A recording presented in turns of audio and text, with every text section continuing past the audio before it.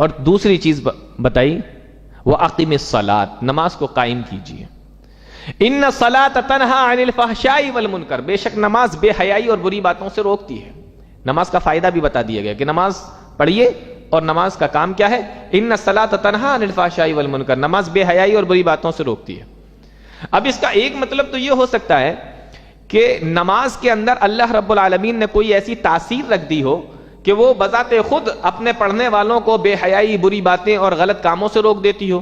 جیسے اللہ رب العالمین نے پانی کے اندر تاثیر رکھی ہے کہ جب آپ اس کو پیو گے تو آپ کی پیاس بجھ جائے گی.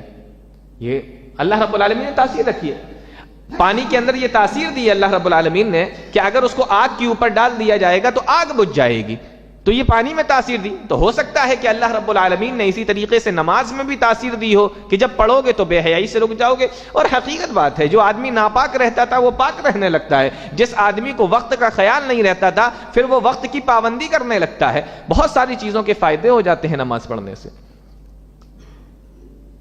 تو ایک معنی تو اس کا یہ ہو سکتا ہے، اور دوسرا معنی یہ ہے کہ اگر واقعی سچے دل کے ساتھ میں کوئی آدمی نماز کی پابندی کر رہا ہے تو پھر اللہ رب العالمین اس کو بے حیائی، بری کام اور گندی تمام چیزوں سے روک لیتا ہے، بچا لیتا ہے. آپ غور کریں، ایک آدمی نماز پڑھنے کے لیے کھڑا ہوا ہے، نیت باندھ کر کھڑا ہوا ہے، اور وہ سچے دل کے ساتھ میں کہہ رہا ہے ایاک نعبد و ایاک نستعین، اے اللہ ہم تیری ہی عبادت کرتے ہیں، تجھ ہی سے مدد چاہتے ہیں، تیرے علاوہ ہمیں کہیں جانا نہیں ہے، ہمیں تجھ سے ہی چاہیے جو کچھ بھی چاہیے، سچے دل کے ساتھ میں. بتاؤ باہر نکل کے وہ شرک کرے گا؟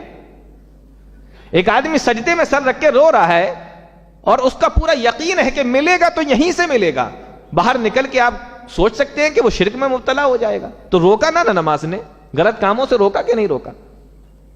تو یہ تمام چیزیں نماز کے ذریعے سے حاصل ہوتی ہیں. وَأَقِمِ الصَّلَاةَ، تو دوسرا کام یہ بتایا گا کہ نماز کو قائم کیجیے.